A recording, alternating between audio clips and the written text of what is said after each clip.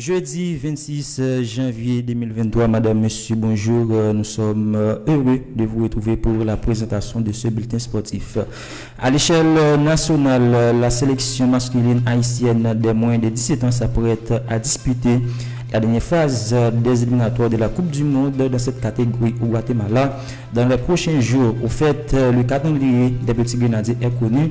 Ils joueront les trois rencontres du premier tour les 12, 14 et 16 février à venir contre respectivement Salvador, Suriname et Honduras. Le championnat CONCACAF de la catégorie 17 déroulera sous peu du 11 au 26 février 2023, compétition qualificative pour le mondial de la FIFA, dont la phase finale aura lieu du 10 novembre au 2 décembre 2023 au Pérou.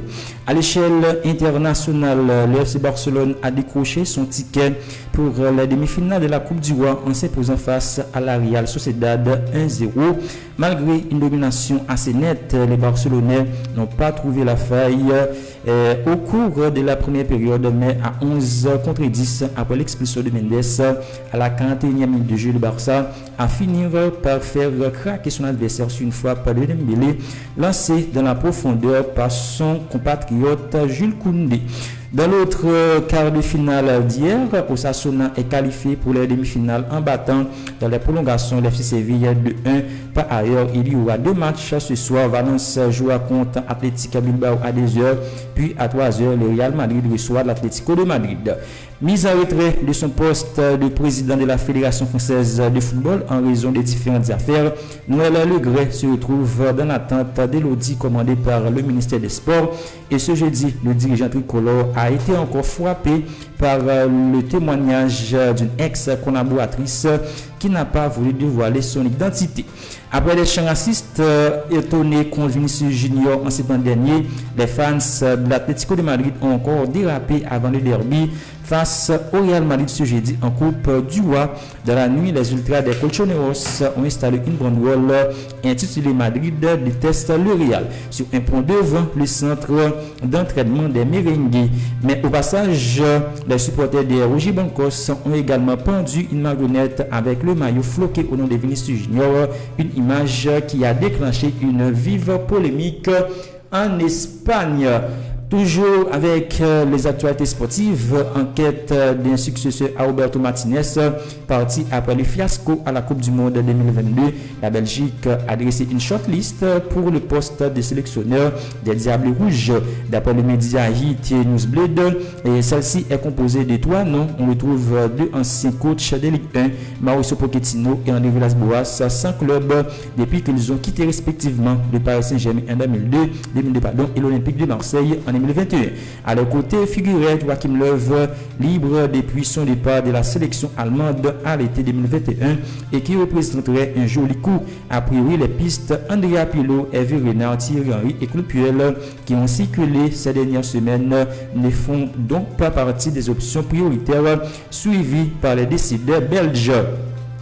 Dans le marché des transferts, en fin de contrat en juin prochain, les défenseurs centrales Benkovic et Milan Skriniar de préférence, 27 ans, 19 matchs dérissés à cette saison, a pris la décision pour le moment de ne pas prolonger avec l'Inter Milan. Selon les informations du quotidien Gazzetta dello Sport, ce jeudi, la signature de l'international slovaque est d'ores et déjà actée. Dès ce mercato d'hiver, le club italien s'attend à recevoir dans les prochains jours une offre du champion de France en titre estimée à 10 millions d'euros, mais pour l'instant, les Nerazzurri n'envisagent pas un départ de l'ex-rock de la Sampdoria en janvier pour au moins 20 millions d'euros. Reste à savoir si les deux formations peuvent trouver un terrain d'entente. En Angleterre, présent en conférence de presse, l'entraîneur d'Arsenal, Mikel Arteta, n'a pas caché qu'il rêve de renfort au milieu du terrain sur ce mercato d'hiver. Alors que la piste Weston McKennie, proche des Leeds, a pris du plomb dans l'ail, le journaliste Fabrizio Romano n'exclut pas une tentative surprise des Gounaises pour Moïse Caicedo d'ici 31 janvier. En Espagne, sous contrat jusqu'en juin 2024, le défenseur central du Paris Saint-Germain, Presnel Kimpembe, dispose d'un avis incertain.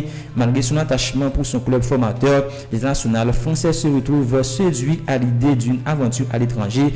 Dans ce contexte, le quotidien régional Le Parisien révèle que l'Atlético de Madrid surveille avec une grande attention sa situation. Par ailleurs, le Paris Saint-Germain a officialisé l'arrivée du jeune attaquant bissau-guinéen Serif Naga, 17 ans, en provenance du FC Porto.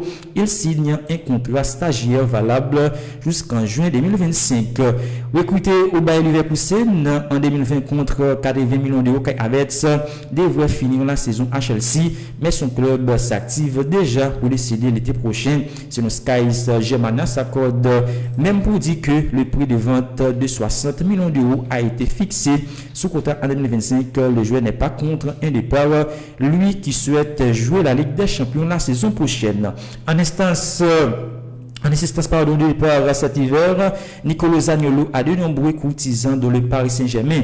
Sky Sport Italia rapporte ce jeudi que Bournemouth se serait également immiscé dans le dossier ces dernières heures. Selon la publication italienne, eh bien, les Cherries auraient même déjà formulé une offre à la hauteur de 30 millions d'euros hors bonus pour l'international italien. Il ne s'agit pas de secret. Chelsea, déjà très actif sur ces mercato d'hiver, se trouve toujours à la recherche des renforts dans l'entrejeu. Après les échecs connus pour Enzo Fernandez et Moïse Caicedo, les Bleus étudient désormais d'autres pistes avec un intérêt pour le milieu d'Everton Amadou Onana, 21 ans, 18 matchs et 1 but en Première Ligue. En basketball, NBA hier soir, Orlando Magic a battu Indiana Pacers 126-120.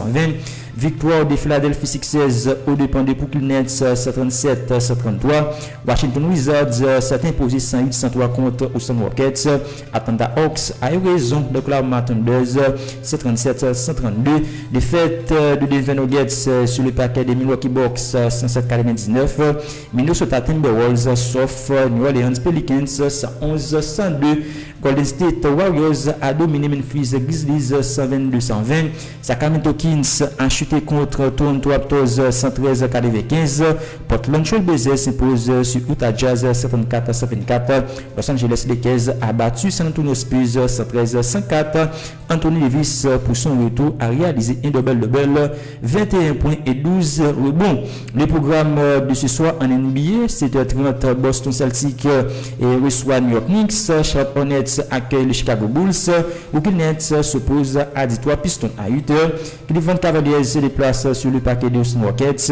À 10h, Phoenix Suns attend les pieds fermes Dallas Mavericks. Et 10h30, Los Angeles Clippers reçoit San Antonio Spurs. En tennis, Aryna Sabalenka décroche sa place en finale de l'Open d'Australie.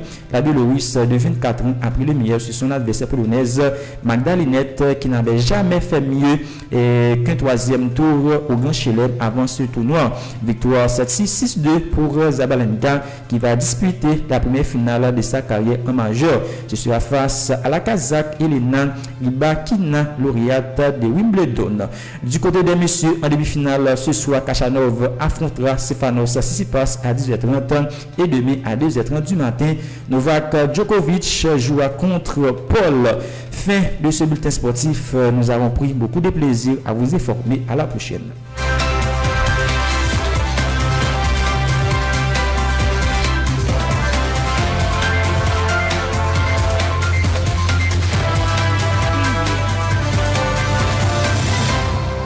Vous avez suivi un bulletin d'information de la radio Toxic FM. Notre mission consiste à informer l'auditoire de manière objective et équitable.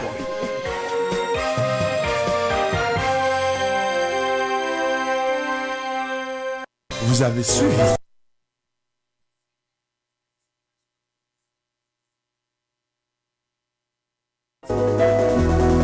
Toxic FM, la station qui marche partout avec vous. Si vous êtes sur le web, tapez le